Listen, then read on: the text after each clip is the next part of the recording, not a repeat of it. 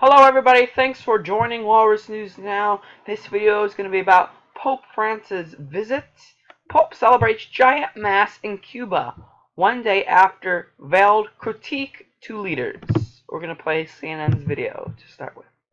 Have been witnessing an event which fills us up with hope. The process of normalizing relations between two peoples after many years of estrangement. It is a process. It is a sign of victory, of culture, of encounter and dialogue.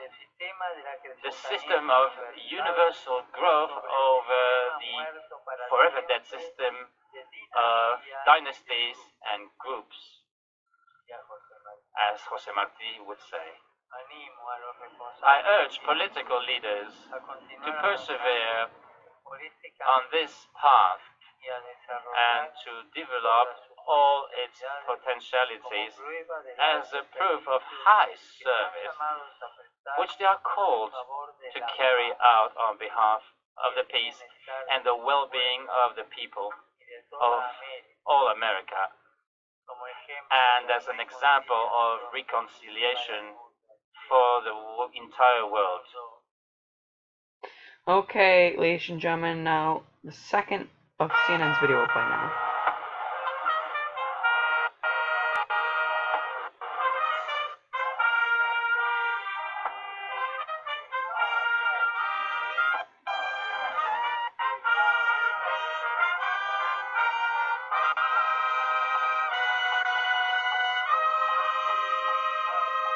This is Pope Francis getting off of his plane.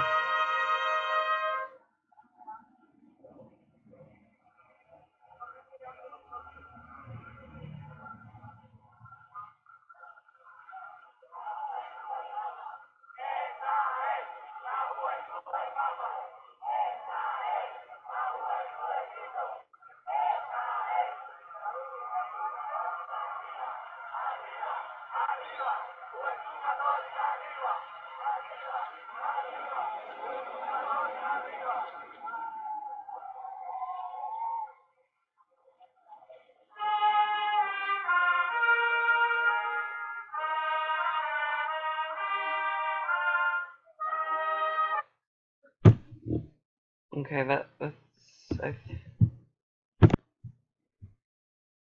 okay, ladies and gentlemen, Cubans waiting for Pope Francis in Havana's Revolution Square could not remember even having seen a picture of Jesus Christ there, and this one had a towering statue with words under the picture reading, "Come to me." Long before dawn, crowds in the communist country began pouring to see the Pope, who took to the stage across Christ's likeness Sunday morning before celebrating Mass.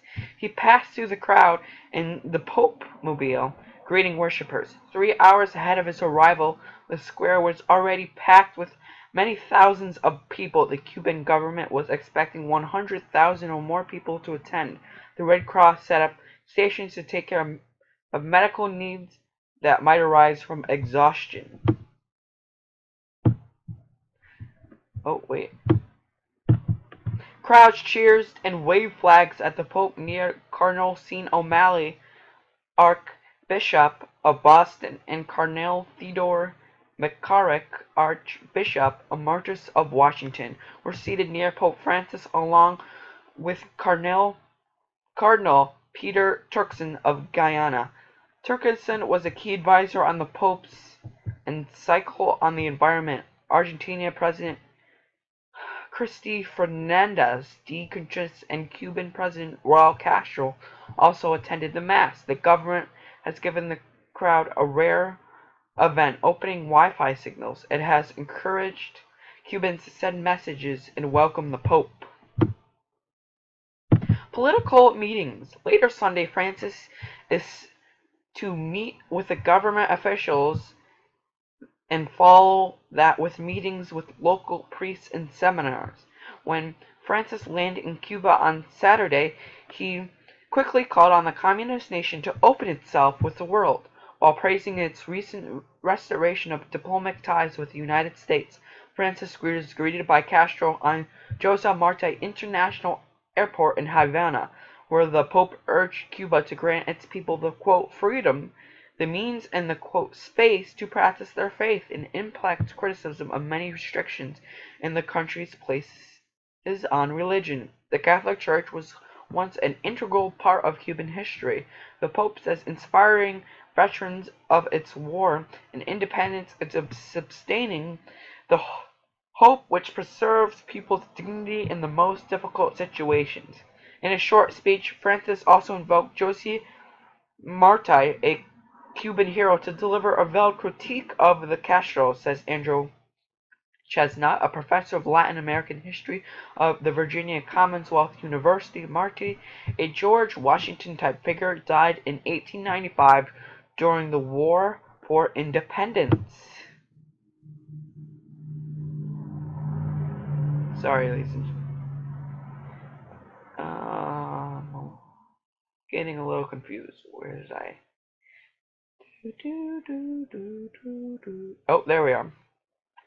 Sorry, ladies and gentlemen, for that mistake of mine. He specifically referenced Marti as a fighter against dynasties, a reference, of course, to the 5-decade-long Castro regime, Chestnut said. But a Vatican spokesman, the Reverend Frederick Lombardi, says the Pope was not necessarily referring to the Castros. I don't think it was a citation chosen for specific reference to today's situations, Lombardi said at a Saturday evening news conference.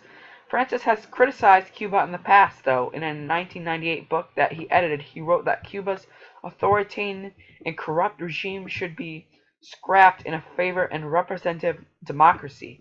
Francis is the third pope to visit Cuba after St. John Paul II in 1998 and Benedict XVI in 2012. Francis called for Cuba to open itself to the world, echoed John Paul's remarks, a sign of the Catholic Church's long-standing efforts to carve out space in the country that has been officially atheist for decades. Lombardi said that the Pope believes religious freedom in Cuba means more than the ability to worship freely. It also entails the right to open schools and practice acts of charity as well as other missions. Castro, who has said the Pope was inspired him to consider joining the Catholic Church, officially praised Francis on Saturday, particularly his criticism of consumerism and environmental degradation. He also thanked on his role in restoring ties between the United States and Cuba, while calling for the closing of the U.S. military base at Guantanamo Bay. On Tuesday, the Pope will fly to Washington, a visible sign of the tension he has helped broker between Cuba and the United States. For some months now, we have witnessed an event which fills us with hope, the Pope says, the process of normalizing relations between two people following years of estrangement. Francis was also called the restoration of diplomatic ties, an example of reconciliation for the entire world. The world needs reconciliation in the environment of third world by stages that we're experiencing. Some American conservatives, however, have criticized the restoration of ties with a communist country, saying that the United States should have required the release of political dissidents. The Castro brothers are, quote, mass murderers, represent Chris Smith, a Republican from New Jersey, told CNN. They have tortured and imprisoned thousands of dissidents. U.S. President Barack Obama and Castro spoke on the phone Friday to discuss the process of normalizing relations between the two countries. Just last week, the United Nations announced that Raul Castro will travel to New York to attend the UN General Assembly. It has been the first visit to the United States in more than half a century. U.S. and Cuban officials have said to Obama could visit the communist-run island next year if the two countries progress sufficiently in normalization talks. On Friday, the Departments of Treasury and Commerce announced revisions to existing Cuban sanctions, its third set of regulatory changes since the president announced in December that the United States will reestablish diplomatic relations with Cuba. So, in this video, it was about the beginning of Pope Francis' visit. He began to visit Cuba and then will travel to the United States. Have a nice day, everybody.